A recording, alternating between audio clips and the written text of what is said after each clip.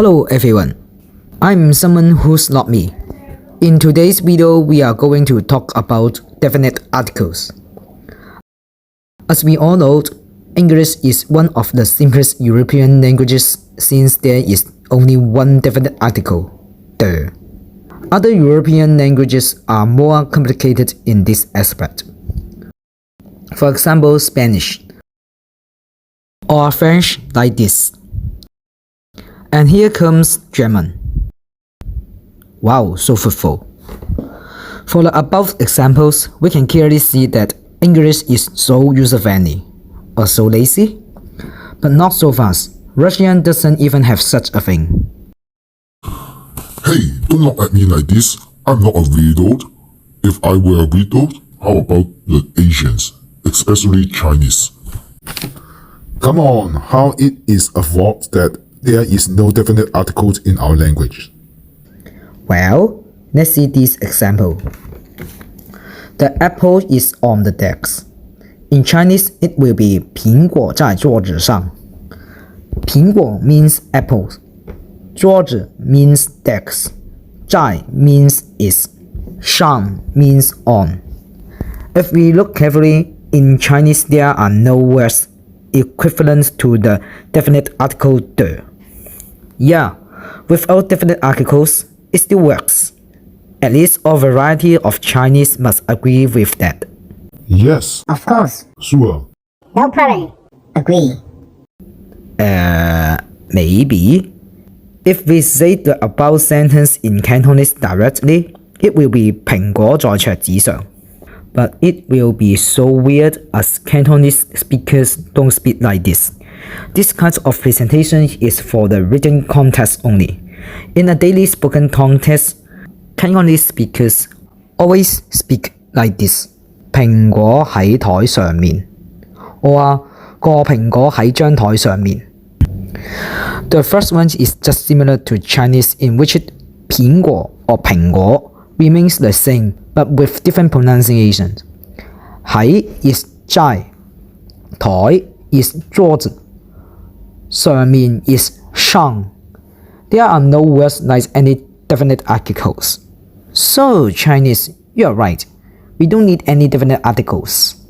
But the second one is a little bit different. 蘋果 means apple, 台 means desk, 喺 means is, 上面 means on. The remaining words 個 and 張 then can be treated as the by referring to the same positions of the sentence. So does Cantonese have definite articles? From my point of view, the answer is no, but also yes. Intuitively, Cantonese speakers never think that 個 and 張 means the, because these words actually are the classifiers. Classifier is used to classify a noun depending on the type of its reference. In short, it is just used to make the uncountable noun countable. That's why classifier is known as a measure word or a counter word. If you put water into a cup, it will become a cup of water. If you put water into a bottle, it will become a bottle of water. If you put water into a teapot, it will become a teapot of water. Be water, my friend. Sorry, back to our topic. Not only uncountable noun, the plural form of noun can also be counted as one whole thing by using a classifier. If you put the apples in a bed, no matter how many apples, it will be a bed of apples. But how about there is only one apple? Apple is already countable. An apple is just an apple, no classifier, right? Right? If you have studied Chinese, you may know that every noun is accompanied by a classifier. No matter the word is substance or non-substance, singular or plural, countable or uncountable. Yup. As you have seen, Chinese can count everything. Everything. So does Cantonese. But not all the same classifiers in Cantonese and Chinese can be shared with the same object. In Chinese, a dog can be 一条狗,一只狗,一头狗, depends on the size of the dog. If you were talking about a chihuahua, it will be 一只狗. If you were talking about a novella, it will be 一头狗. If you are talking about a hot dog, a dachshund, it will be 一条狗. But in Cantonese, all of them are just 一隻狗. Easy, right? Moreover, in Chinese, a classifier has its own rule. It must be accompanied by numeral or demonstrative. But this doesn't really apply in Cantonese. Cantonese speakers usually speak of the classifier without numeral or demonstrative, which is definitely unacceptable in Chinese. Just like this. 個蘋果係紅色嘅. 蘋果 means apple. 係 means is. 紅色嘅 means red. The translation will be literally the apple is red. In this case, the classifier 個 can be treated as the. Then, how about the plural form? The apples are red. 啲蘋果係紅色嘅. The sentence is almost the same as the previous one. The only difference is just that the classifier 個 has become the classifier 啲. Even though the word in Cantonese doesn't change, the classifier really did something here. It may not be obvious in English until we have looked into the definite articles of other European languages, such as German. For singular form in English, the apple is red. In German, Deutsch, der Apfel is hot. In Cantonese, 個蘋果係紅色嘅.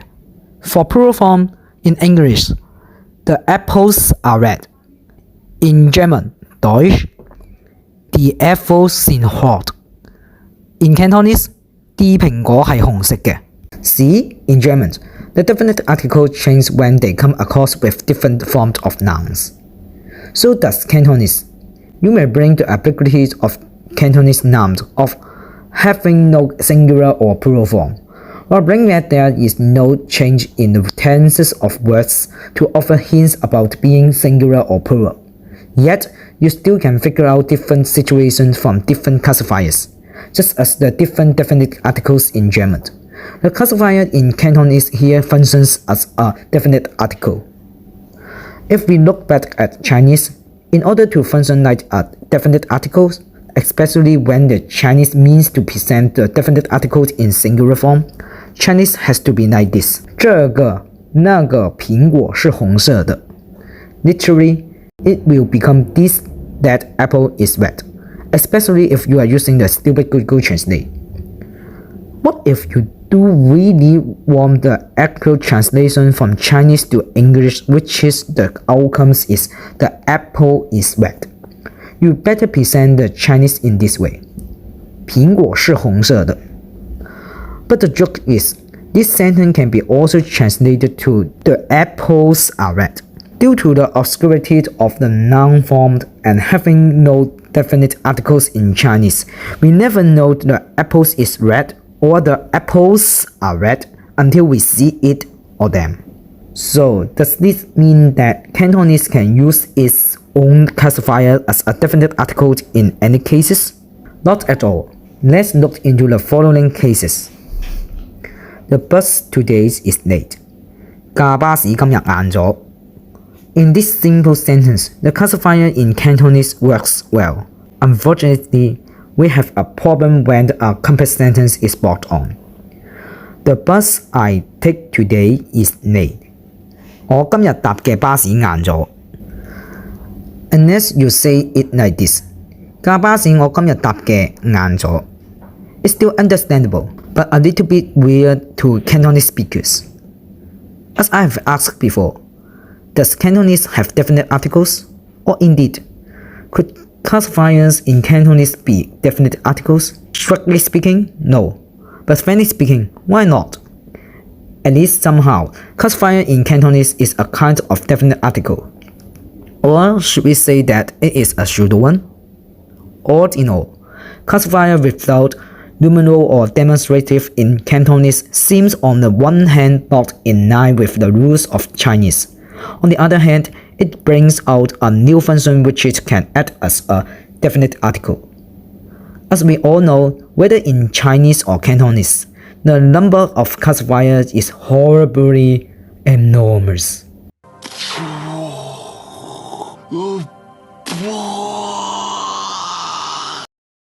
But for the plural form, 1D is enough for pseudo-definite articles in Cantonese. For definite articles, masculine and feminine are not our rules. The classifiers do. So if you are proud of the numerous amount of definite articles in your own language, please bear in mind that the Cantonese speakers can always say 睇嘢啦